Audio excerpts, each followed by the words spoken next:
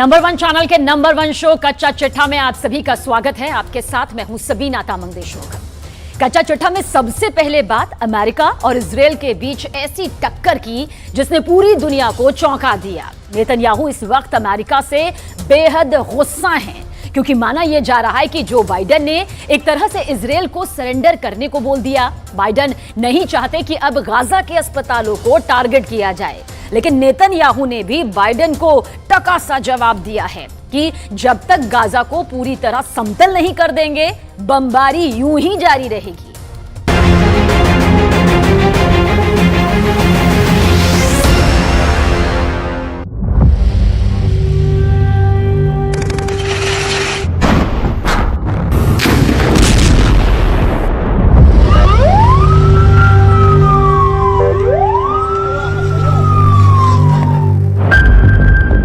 Gaza पट्टी और Israel के युद्ध से किसे फायदा हो रहा है?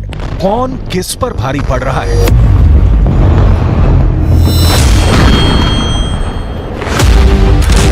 किसका दांव, किसकी बटखनी और चारों खाने चित कौन हो रहा है?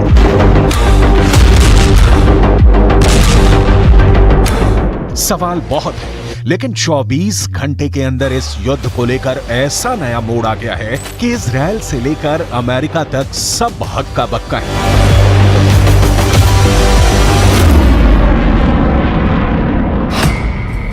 सब पूछ रहे हैं कि क्या अब अमेरिका वर्सेस इजरायल होने जा रहा है? क्या इजरायल अब अमेरिका से लड़ने वाला है? क्यों कहा जा रहा है कि नेतन्याहू का कोड व्हाइट हाउस एक्टिव हो गया है? कोड व्हाइट हाउस यानी सीधा नेतन्याहू वर्सेस बाइडेन होने वाला है।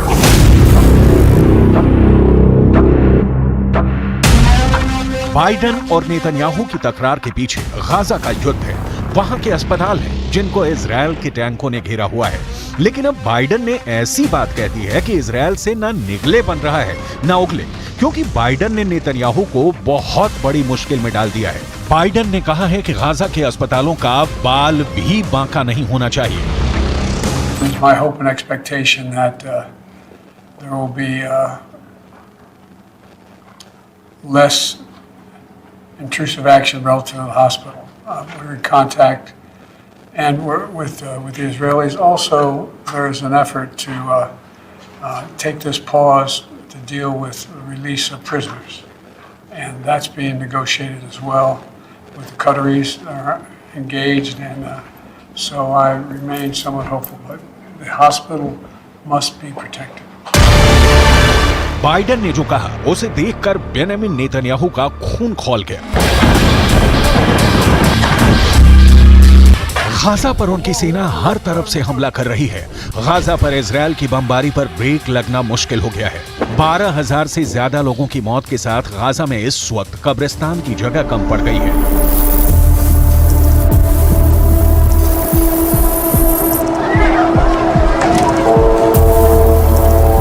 5,000 से ज्यादा बच्चे मारे जा चुके हैं और अब बाइडेन की तरफ से मांग की गई है कि गाजा के अस्पतालों पर हमले रोके जाएं। लेकिन बाइडेन की वार्निंग से बेफिक्र नेतन्याहू इजरायल के सैनिकों के बीच पहुंचे हैं और उन्होंने साफ कह दिया है कि अब बमबारी पर कोई ब्रेक नहीं लगा सकता। गाजा पर तब तक हमले जारी रहेंगे जब तक इजरायल की जीत नहीं हो जाती। פשוט רעים. עכשיו אתם כולכם חדורים באותה מטרה. אנחנו הולכים לנצח. אין פה הפסקות, אין פה חצאי דברים, זה לא מבצע, זה לא סבב. פה הולכים עד הניצחון הטוטלי.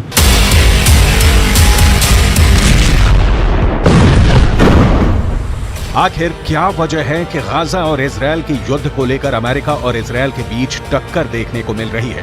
नेतन्याहू और बाइडेन के बीच गाजा को लेकर जो क्लैश देखने को मिला है, उससे लेकर बड़े सवाल एक बार फिर से।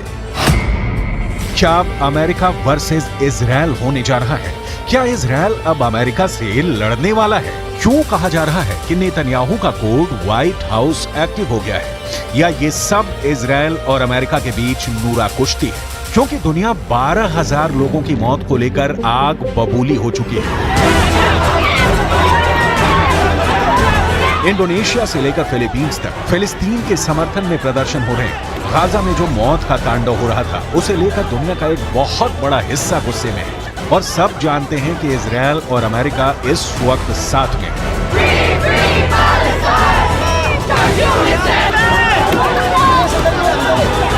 Israel is being funded by the United States. The bombs being dropped on Gaza come from the United States. The bullets used on Palestinians come from the United States. The drones used on Palestinians come from the United States. The U.S. has an overwhelming responsibility for the humanitarian catastrophe that is happening now in Gaza. And the U.S. has not called for any kind of meaningful ceasefire that would prevent the carnage that we are seeing.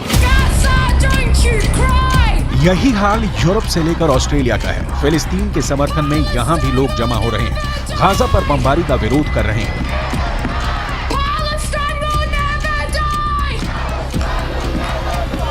इस भीड़ में ऐसा कोई नहीं है जो अब Gaza के अस्पतालों में जख्मी लोगों को देखना चाहता है। कोई नहीं चाहता कि गाजा के अस्पतालों से बच्चों की लाशें निकलें।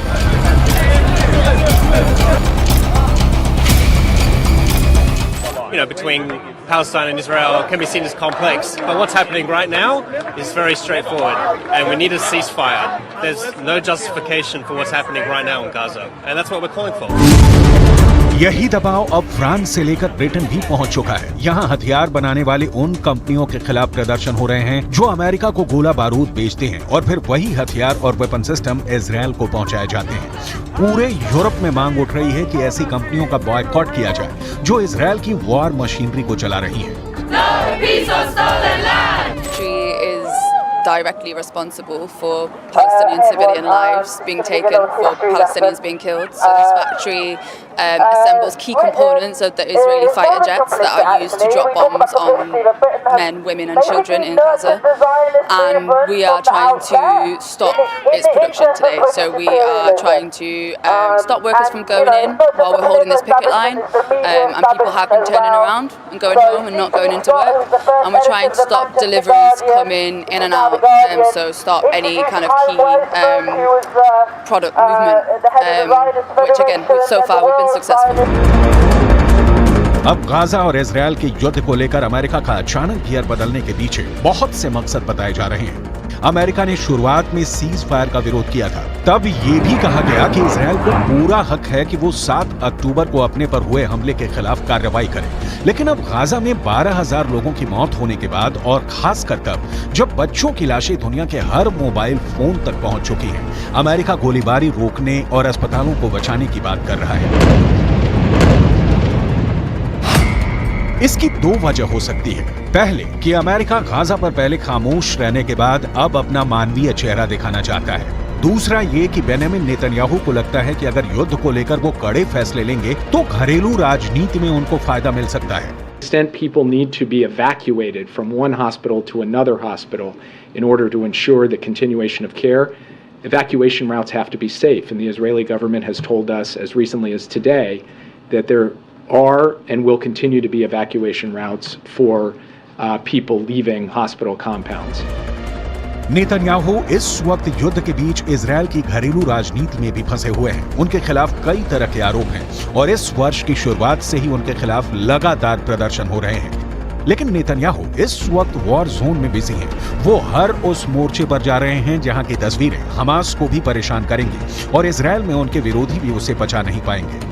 नेतन्याहू जानते हैं कि इस वक्त इजराइल में युद्ध सबसे बड़ा मुद्दा है और वो उस नाराजगी से लोगों का ध्यान हटाकर युद्ध की तरफ करना चाहते हैं।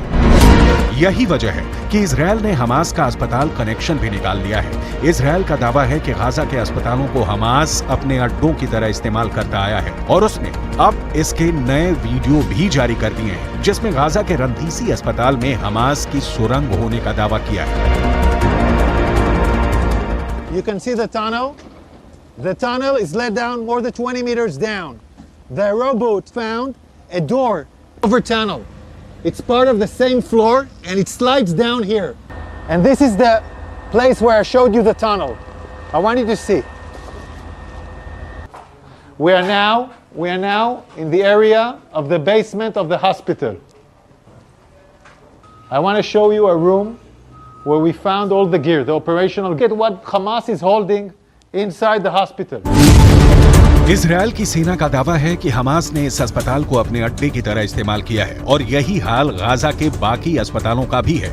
वैसे गाजा से आ रही रिपोर्ट से पता चला है कि गाजा के अहली अरब अस्पताल, जिसमें इस वक्त 500 से ज्यादा मरीज हैं, वहां इलाज पूरी तरह से बंद करना पड़ा है।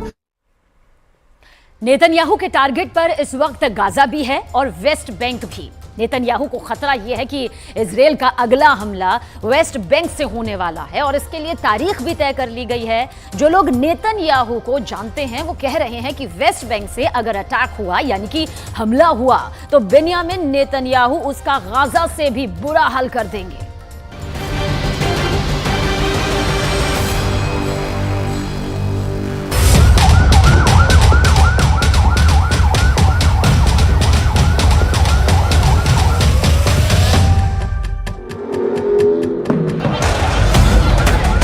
फिलिस्तीन के वेस्ट बैंक के इस अस्पताल के बाहर एक के बाद एक एम्बुलेंस फ्लैश लाइट जलाकर पहुंचती है।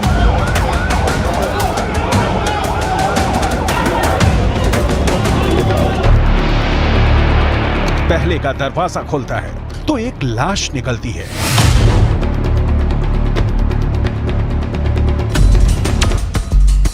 इसके बाद दूसरी एम्बुलेंस, उसका दरवाजा खुलता है तो 2 लाश निकाली जाती है।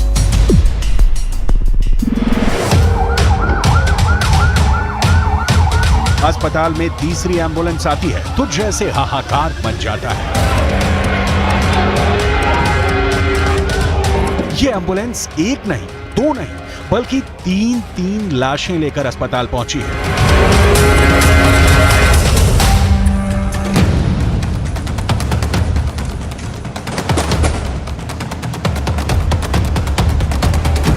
ये है वेस्ट बैंक की गलियां। यहां इस वक्त युद्ध के हालात हैं। ये वेस्ट बैंक के जेनिन का इलाका है। यहां गाजा में हुए हमले के विरोध में लोग इजरायल के खिलाफ प्रदर्शन कर रहे थे, आगजनी कर रहे थे।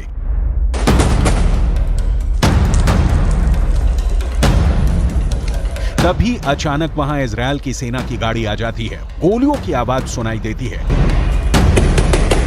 और लोग इधर उधर भागने लगते हैं।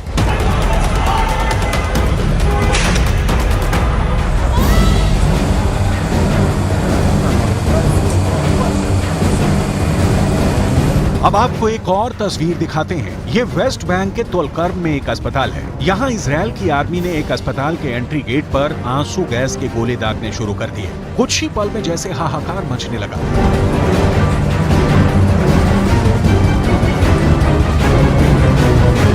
अस्पताल के आसपास में धुआं उड़ने लगा, अफरा तफरी मच गई। लोगों को लगा कि गाजा के बाद अब वेस्ट बैंक पर भी इजरायल की सेना ने हमला कर दिया है। वेस्ट बैंक की ये एक और तस्वीर है। यहां इजरायली सेना की गाड़ी सड़कों पर तोड़फोड़ कर रही है।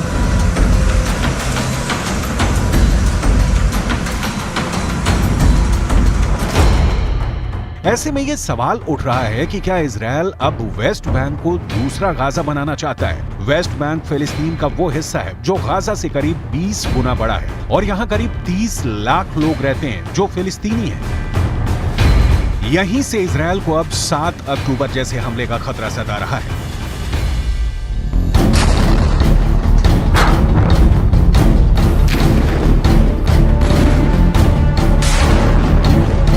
गाजा के बाद अब इजरायल की सेना वेस्ट बैंक को टारगेट कर रही है। गाजा के हजारों लोगों की मौत के बाद अब वेस्ट बैंक में बहुत गुस्सा है। ये भी फिलिस्तीन का हिस्सा है और यहाँ लगातार प्रदर्शन हो रहे हैं। वेस्ट बैंक के लोगों की आवाज को दबाने की कोशिश हो रही है। फिलिस्तीन के स्वास्थ्य विभाग के मुताबिक 7 अक्टूबर को हुए हमले के बाद से ही वेस्ट बैंक में कम से कम 178 फिलिस्तीनियों की मौत हो चुकी है। इसमें कई इजरायली सेटलर्स की हिंसा में मारे गए, जबकि कई इजरायल की सेना की कार्रवाई का शिकार बने। इनमें 6 लोग तुलकर्म शहर में मारे गए, जबकि जेनिन में 15 लोगों की मौत हो चुकी है।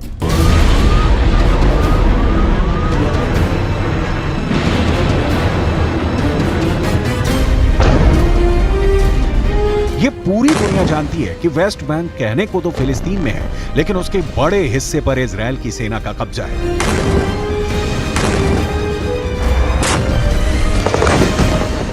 हमास के साथ युद्ध में इजरायल अपनी रणनीति हर दिन बदल रहा है। इजरायल धीरे धीरे अपने लोगों को वेस्ट बैंक में बसाना उसने शुरू कर दिया ताकि वो फिलिस्तीनियों को कंट्रोल कर सके और उनके इलाके वेस्ट बैंक और इजरायल के बीच बफर जोन के रूप में भी काम करें। वेस्ट बैंक और पूर्वी यरूशलेम में इजरायल के करीब 7 लाख सेटलर्स रहते हैं। मतलब कि इजरायल की 10% आबादी वेस्ट बैंक है या कहें कि फिलिस्तीन में ही रहती है।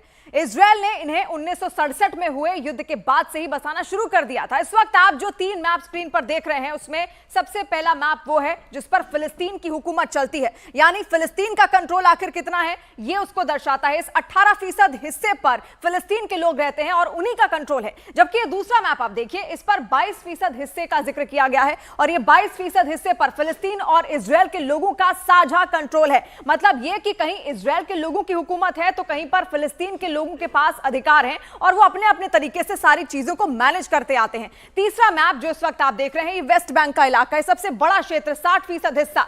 यहां पर इजरायल की सेना का दबदबा माना जाता है और हर चीज उनके कंट्रोल में है। फिलिस्तीनों की हर मूवमेंट यहां पर इजरायल की इजाजत से ही होती है और हर जगह चेक पॉइंट्स बने हुए हैं और उन्हें कई इलाकों में दाखिल होने की भी इजाजत नहीं है।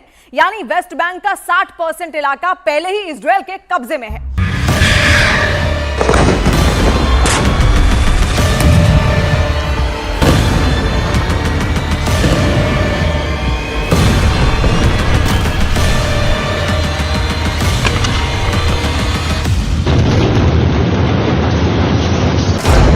गाजा में इजरायल के विमान तबाही मचा रहे हैं, हजारों टन बम गिरा रहे हैं। इजरायली हमले के बाद गाजा खंडहर में तब्दील हो चुका है। आज पूरी दुनिया में इस युद्ध की चर्चा हो रही है। युद्ध को लेकर दुनिया 2 धड़ों में बंट गई है। एक धड़ा वो है जो इजरायल की इस कार्रवाई को सही ठहरा रहा है, तो दूसरा वो जो इसे फिलिस्तीनियों पर जुल्म बता रहा है। लेकिन गाजा के साथ ही इजरायल वेस्ट बैंक पर आहिस्ता आहिस्ता आगे बढ़ रहा है। वेस्ट बैंक में इजरायल के ड्रोन से मिसाइल हमले किए जा रहे हैं। वेस्ट बैंक के तुलकर्म शहर पर हमला इसी का हिस्सा है। फिलिस्तीन के लोगों का कहना है कि तुलकर्म में ही रेड के दौरान इजरायल की सेना ने 6 फिलिस्तीनियों की हत्या कर दी।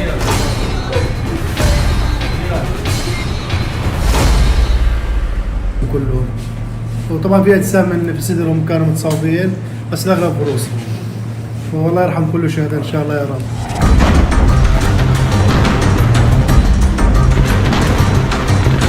ऐसे में ये बात जाहिर है कि गाजा के बाद इजरायल के निशाने पर अब वेस्ट बैंक है। फिलिस्तीन इस वक्त 2 हिस्सों में बटा हुआ है। एक है गाजा जहां इजरायल का युद्ध चल रहा है, लगातार बमबारी हो रही है, तो एक इलाका पूर्व में है जिसे वेस्ट बैंक कहा जाता है। यहीं पर फिलिस्तीन के बड़े शहर जैसे हेब्रोन, रमल्ला, जेनिन और जेरिको जैसे शहर हैं।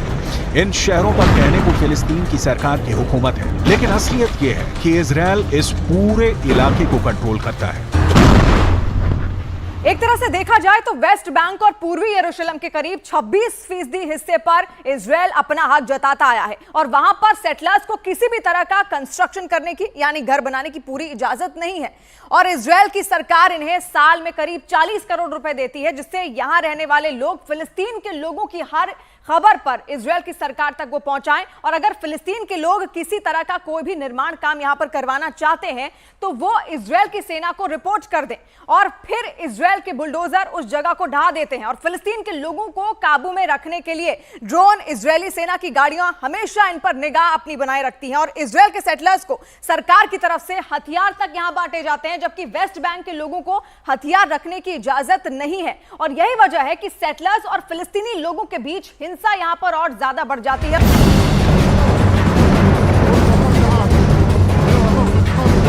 गाजा में 7 अक्टूबर को हमास के अटैक के बाद जैसे ही इजरायल की सेना ने गाजा में युद्ध शुरू किया, वेस्ट बैंक में भी फिलिस्तीनियों पर इजरायली सेटलर्स का हमला बढ़ गया है। 7 अक्टूबर से अब तक फिलिस्तीनियों पर करीब 250 हमले हो चुके हैं।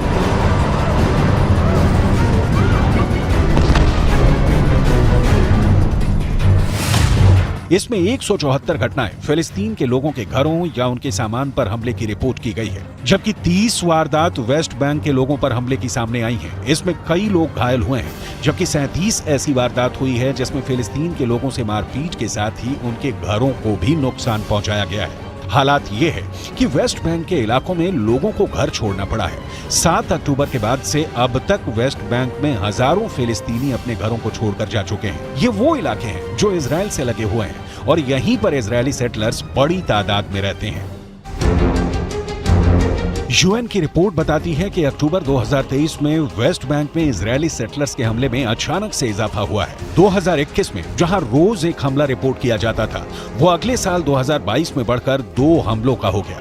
अब इसकी तादाद अचानक से कई गुना बढ़ गई है। अब रोज 7 से 10 हमले रिपोर्ट किए जा रहे हैं।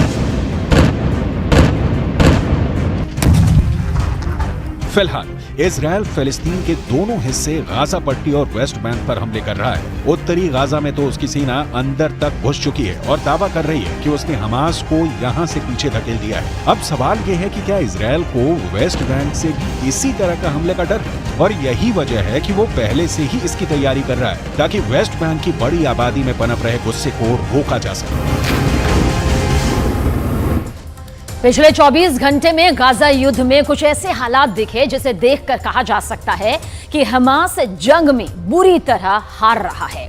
जी हां, मिडिल ईस्ट की मीडिया तो यहां तक दावे कर रही है कि अगर अभी भी अरब देश मिलकर हमास का साथ दे दें तो हमास जंग जीत भी सकता है। लेकिन वहीं दूसरी तरफ इन दावों को रौंदते हुए इजरायली सेना गाजा में हमास की संसद पर कब्जा तक कर चुकी है।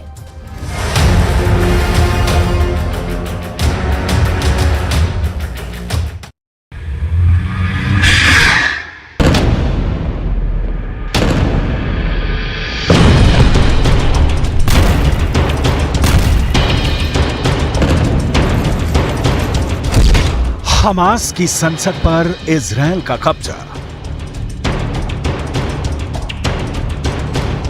अगर अभी भी अरब देश जंग में हमास का साथ सही तरीके से थे तो हमास इजरायल को गाजा पट्टी में कड़ी टक्कर दे सकता है। 1 महीने से ज्यादा की सीधी जंग में इजरायल के 46 से ज्यादा सैनिक और अफसरों को हमास के लड़ाके मार चुके हैं, लेकिन अब हमास के लड़ाकों को इजरायली सेना बुरी तरह से मार रही है।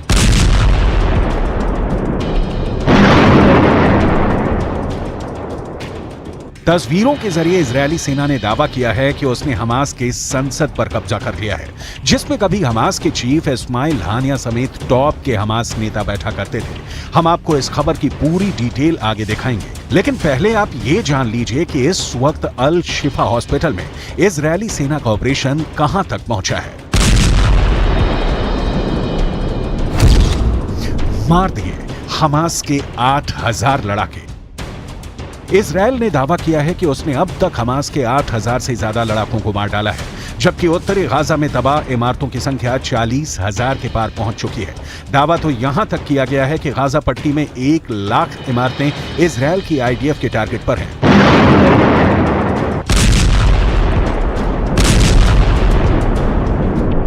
आईडीएफ के ऑपरेशन की ताजा तस्वीरों में साफ देखा जा सकता है कि इजरायली सेना ने गाजा पट्टी को कितनी बुरी तरह से रौंद डाला है। कब्रिस्तान जैसा दिख रहा है उत्तरी गाजा। इजरायल के भीषण हमलों की वजह से पूरी तरह से बर्बाद हो चुका है। अब आप ये जान लीजिए कि इजरायल क्यों डंके की चोट पर हमास की हार और इजरायल की जीत का ऐलान कर रहा है। हमास की संसद 7 अक्टूबर से पहले। हमास की संसद के इस पहली तस्वीर को गौर से देख लीजिए। हमास की संसद में हमास के टॉप के नेता और समर्थक बैठे हुए हैं। इस तस्वीर में साफ देखा जा सकता है कि हमास के इस संसद में हमास के राजनीतिक विंग के चीफ इस्माइल हानिया टॉप नेताओं के साथ बैठे हुए हैं। हमास की संसद में इजरायली सेना। अब आप दूसरी तस्वीर देखिए। हमास की संसद में जिस तरह हमास चीफ इस्माइल हानिया बैठता था, उस जगह पर इजरायली सेना के कमांडर और सैनिक मौजूद हैं। इजरायली झंडे के साथ हमास की संसद में इजरायली सेना जीत का जश्न मना रही है। इस तस्वीर के जरिए इजरायली सेना दुनिया को दिखा रही है कि गाजा में इजरायली सेना जीत गई है। इन दोनों तस्वीरों को साथ साथ देखने से साफ संकेत मिलता है कि कहीं ना कहीं हमास का कंट्रोल गाजा में कमजोर पड़ रहा है। इजरायली मीडिया की रिपोर्ट के मुताबिक आईडीएफ के गोलानी ब्रिगेड के सैनिकों ने 13 नवंबर 2023 को एक ऐतिहासिक तस्वीर पोस्ट की है। इस फोटो में गाजा में हमास संसद भवन के अंदर इजरायल का झंडा दिखाया गया है। फोटो में सैनिकों की टीम को हमास के संसद भवन में गर्व से इजरायली झंडे लहराते हुए देखा जा सकता है। האכזרית של החמאס. הרמטכ"ל וראש השב"כ נפגשו עם אורי ומשפחתה במפגש מרגש מאוד. החזרנו את אורי הביתה. חמאס מפעיל טרור פסיכולוגי נגדנו. הוא רוצה שנפיץ אותו, הוא רוצה להכאיב לנו. דווקא בגלל זה अरब देशों की गद्दारी, हार रहा हमास। 27 देशों से बनी अरब लीग और 57 देशों से बना मुस्लिम मुल्कों का संगठन OIC जंग में हमास का साथ देने के दावे तो खूब किए, लेकिन ईरान और लेबनान को छोड़कर कोई भी मुस्लिम मुल्क हमास को सीधी मदद देने को तैयार नहीं हुआ। इधर दूसरी तरफ हमास के 45,000 लड़ाकों पर इजरायली सेना यमराज बनकर टूट पड़ी है। अकेले हमास के ही 65 से ज्यादा टॉप कमांडर मारे जा चुके हैं, जबकि हिजबुल्लाह के भी 80 के करीब लड़ाके लेबनान से लगती इजरायली सीमा पर मारे गए हैं। हमास की भयानक हार और गाजा की भीषण तबाही के लिए बहुत हद तक अरब देश जिम्मेदार हैं। अरबी मीडिया के अल अरबी अल जदीद की एक रिपोर्ट के मुताबिक हमास का साथ देने में 57 देशों से बना मुस्लिम मुल्कों का संगठन OIC बुरी तरह से फेल हुआ है। हैरानी की बात यह है कि गाजा में इजरायल के भीषण हमलों पर अरब देश मिलकर भी कोई कड़ा एक्शन नहीं ले पाए हैं। अरब मीडिया का दावा है कि जिन मुद्दों पर मतभेद थे उनमें इजरायल को हथियारों और गोला बारूद की सप्लाई के लिए अरब देशों में अमेरिका और बाकी सैन्य अड्डों के उपयोग पर रोक लगाना शामिल है। साथ ही इजरायल के साथ अरब राजनयिक, आर्थिक, सुरक्षा और सैन्य संबंधों पर रोक लगाना और दबाव बनाना भी शामिल था। लेकिन एक भी मुद्दे पर OIC सख्त फैसला नहीं ले पाई। यहां तक कि इजरायली कब्जे का विरोध करने वाले संयुक्त बयान में शामिल होना चाहिए था, वो भी नहीं हुआ। इजरायल का गाजा पर कब्जे का विरोध करने पर जब वोटिंग हुई तो फिलिस्तीन, Syria, Algeria, Tunisia, Iraq, Lebanon, Kuwait, Qatar, Oman, Libya और यमन सहित 22 सदस्यीय निकाय के 11 अरब देशों ने या तो प्रस्ताव दिया या फिर उनका समर्थन किया, लेकिन 4 मुस्लिम देशों ने इसके विरोध में मतदान किया, जबकि कई अरब देश वोटिंग के वक्त अनुपस्थित रहे, जिनका खुलासा नहीं किया गया है। दावा किया जा रहा है कि सऊदी अरब ने इजरायली हमलों के खिलाफ वैसा सख्त एक्शन नहीं लिया है जैसी उम्मीद की गई थी। كما يقال أن هذه يعني قنبلة نار، هي ليست قنبلة نار كما تشاهدون، هي تشبه القذيفة. هذه مقذوفة تطلق من الطيران الحربي الصهيوني على الناس الآمنين داخل بيوتهم في منطقة الخليج الشرقي। अरब देशों की गद्दारी, हार रहा हमास। इधर हारता हमास अभी भी इजरायली सेना पर भीषण हमले कर रहा है।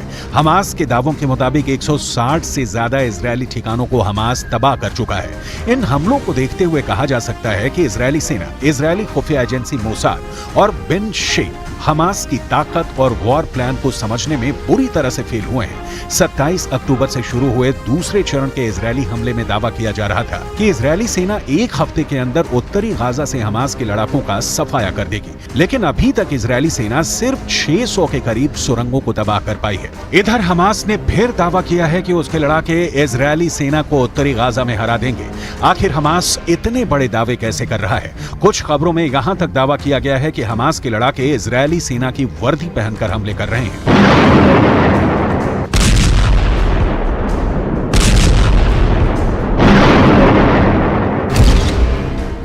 मार दिए हमास के 8,000 लड़ाके। इजरायल ने दावा किया कि हमास ने गाजा में कंट्रोल खो दिया है। रक्षा मंत्री यो गैलेंट का दावा है कि हमास के लड़ाके साउथ गाजा की ओर भाग रहे हैं। इस बीच गाजा के ज्यादातर हॉस्पिटल्स और क्लिनिक में हालात बदतर होते जा रहे हैं।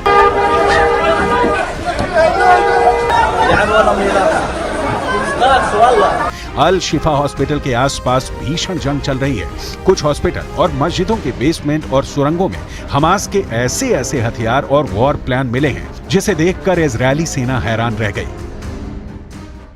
Hamas is using hospitals like we showed the evidence in Shifa Hospital. In other hospital, we are now seeing it in live in Rantisi Hospital. An operation still conducting right now. Look at what Hamas is holding inside the hospital. Gaza में जारी Israeli कार्रवाई से भीषण तबाही और बर्बादी हो रही है। गाजा के सबसे बड़े अस्पताल अल शिफा के निदेशक मोहम्मद अबू सलमिया ने दावा किया कि 179 शवों को सामूहिक कब्र में दफनाया गया। इनमें आईसीयू में मरने वाले शिशुओं और दूसरे तरह के रोगियों के शव भी शामिल हैं। अस्पताल प्रशासन ने कहा कि पूरे परिसर में शव बिखरे हुए थे। वर्ल्ड हेल्थ ऑर्गेनाइजेशन के मुताबिक 7 अक्टूबर से अब तक 36 हेल्थ फैसिलिटीज जिसमें 22 हॉस्पिटल शामिल हैं, कुछ जंग में भारी नुकसान पहुंचा है। बड़े hospital Al Shifa, Al Nasser hospital, Rantisi hospital, Al Quds hospital, Al Ahli hospital में पावर सप्लाई नहीं होने से मरीजों के इलाज में दिक्कत हो रही है। इजरायली सेना इन हॉस्पिटल के नीचे बने हमास के कमांड सेंटर्स को निशाना बना रही है। सेना का दावा है कि हमास ने बच्चों के रंतीसी अस्पताल के नीचे अपने कमांड सेंटर में ही इजरायली बंधकों को कैद कर रखा था। सेना ने जब इस हॉस्पिटल पर कब्जा कर सर्च ऑपरेशन चलाया तो यहाँ की सुरंग में कुर्सी, रस्सी, हथियार, मोटरसाइकिल, गार्ड्स के लिए ड्यूटी चार्ट जैसे कई सामान बरामद हुए। इसके अलावा यहाँ मेकशिफ्ट टॉयलेट, किचन और वेंटिलेशन पाइप भी मौजूद थे। सेना ने बताया कि हमास की सुरंगों के दरवाजे बुलेट प्रूफ हैं और ये सुरंग अस्पताल के नीचे मौजूद है।